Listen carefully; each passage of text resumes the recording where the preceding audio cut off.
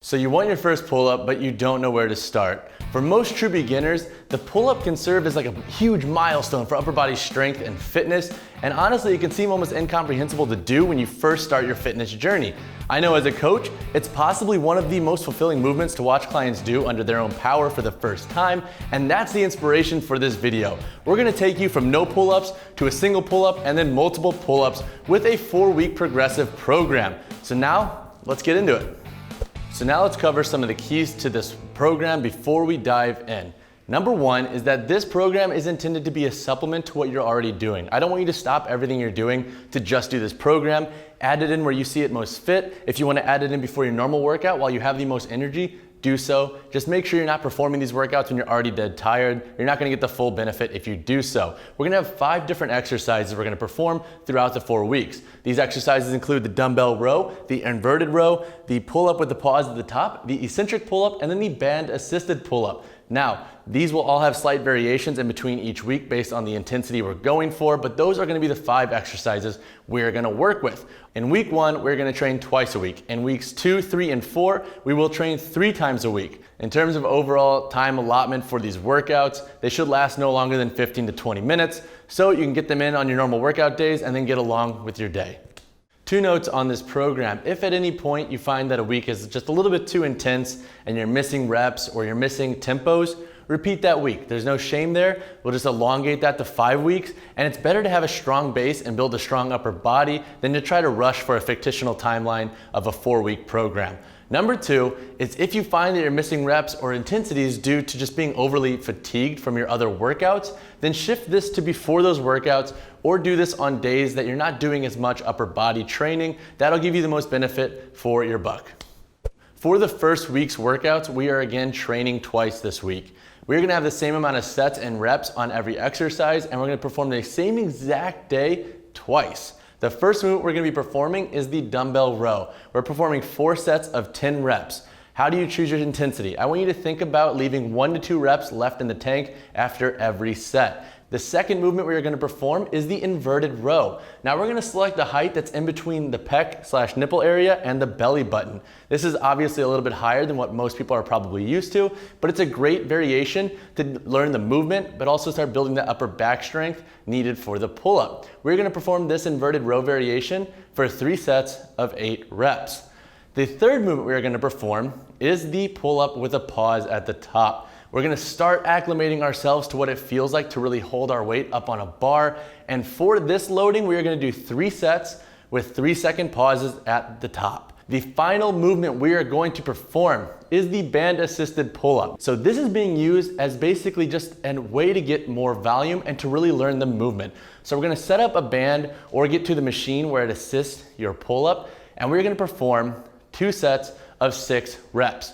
Make sure you're getting the full range of motion and really focus on working through the form and contracting fully at the top. Our first movement for week 2 is the dumbbell row once again for a 3x6. So we're 3 sets of 6 reps. And again, we're gonna keep that intensity limited to that 1 to 2 rep left in the tank range for each set. The second movement is the inverted row. Now we're gonna drop this lower than we did before, and we're gonna aim for an inverted row that ranges anywhere from the knee to the belly button. We're gonna be performing 3 sets of 6 reps at the height that you can perform this movement with. The third movement we are gonna be performing is pull-up holds at the top. We are again performing 3 sets, but this time we are holding for 5 seconds at the top. The fourth movement is the eccentric pull-up. So for this movement, you're gonna jump up similar to how you did in the third movement where you pull up and hold at the top, but instead of holding at the top, you're gonna lower yourself slowly to the tempo prescribed. And for this exercise, we have 2 sets with a 3-second descent. This is gonna be your first test of truly feeling the lowering of your own body weight. So make sure to try to stick to as true as you can to that 3-second tempo for those 2 sets. The final movement we're gonna be performing is the assisted pull-up or banded pull-up for that matter. And we're gonna do 1 final set of 10 reps. Again, the goal here is to just accrue more volume and get the full range of motion and just to really nail down the mechanics of the pull-up.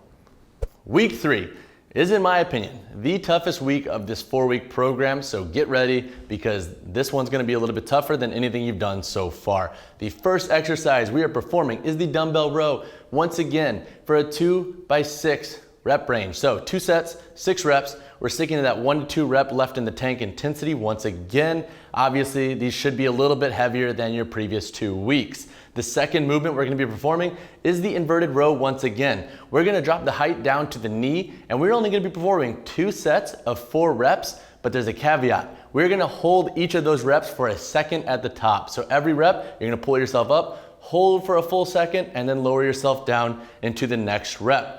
The third movement, our pull-up holds at the top. Once again, we are doing 3 sets and we're gonna be holding for 6 seconds. So as you can see, we're trying to accrue a little bit more time holding our own body weight, and we're scaling that in a slower, more calculated manner. The fourth movement we're performing is the eccentric pull-up once again. We're gonna be performing 3 sets with the 5-second lowering. So after you've done your holds, we're gonna go ahead and do lowering of 3 sets with a 5-second tempo. So the final movement for this week is probably the toughest on this list. You're gonna be performing 2 sets of the following tempo. You're gonna jump up to the pull-up bar, do a 2-second hold. You're gonna lower yourself down for 2 seconds, hold at that midway mark where your arms are just about 90 degrees for another 2 seconds, lower yourself down to a fully extended arm position for 2 seconds, and then you're gonna hold for another 2 seconds. So that's a full 10-second duration on the bar. That's gonna really try to acclimate you to holding your own body weight. And if you fall a little bit short on, let's say, the first day of this week, or maybe even the second day of this week with that tempo, that's okay. What's most important is that we're working to get those full 2-2-2-2 range throughout the whole movement. Week 4, for this week, we are gonna start with a slightly more intense day. We're gonna somewhat taper a little bit for day 2, and we're gonna have a little bit more of a mental component there. And then for day 3, we are trying our first pull-up. So for day 1, the exercises that follow are an inverted row at knee height for 2 sets with 4 reps for a full second pause at the top once again. The second movement is the pull-up with the holds at the top for 3 sets of 6 seconds, similar to last week's duration and sets. And then for exercise 3, we have eccentric pull-ups for 3 sets. The difference this week though, and for this workout, is that we're gonna be performing an AMRAP on that lowering portion. So basically, you're gonna perform 3 sets and lower yourself as slow as you can every set. There's probably gonna be some variation there, and that's totally fine because we are going for maximal eccentric lowering, but shoot for the stars with what you can achieve on this movement. Day 2, week 4. So our first movement is the inverted row. We're only performing 1 set for 5 reps at knee height. We're not doing any pause, just 5 clean reps. Our second movement is the pull up with the holds at the top. We're only doing 2 sets here with the 4-second hold. The third movement for day 2 is the eccentric pull up. We're gonna be performing 2 sets with that AMRAP lowering tempo. The final movement for day 2 before we dive into our first ever pull up is a banded pull up. We're gonna perform 1 set of 5 reps. Choose an intensity that's not that exhausting, but somewhat challenging. Consider it your primer before diving into your first pull-up. For day 3, once you've had a full couple days of rest and you're ready to take on the challenge, let's get to the bar and hit your first pull-up.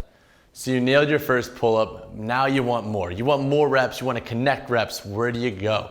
Well, for just starters, if you're hitting clean singles, perform singles at your workout and scale them accordingly with your overall volume. So one week hit like, let's say 3 or 4 singles, rest accordingly in between like you would any other exercise, and then continue adding. More than likely, as you get to those more higher amount singles, you'll be able to connect pull-ups a little bit easier, and then you could just try and see when you could do 2, when you could do 3, when you get to those higher volumes.